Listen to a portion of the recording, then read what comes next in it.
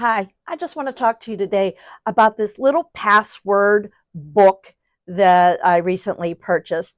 Normally, I just put all the passwords that I have in a journal type of book, and when I go to find what I need, I have to flip through all the pages and figure out where that particular password is for that particular website.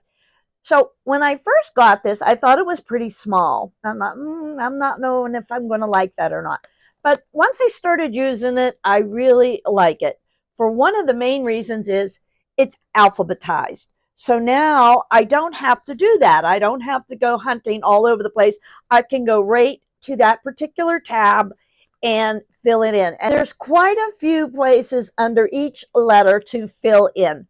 And there's also some pertinent information up in the front area where you would want to put something maybe about your phone or about your computer and keep it all together.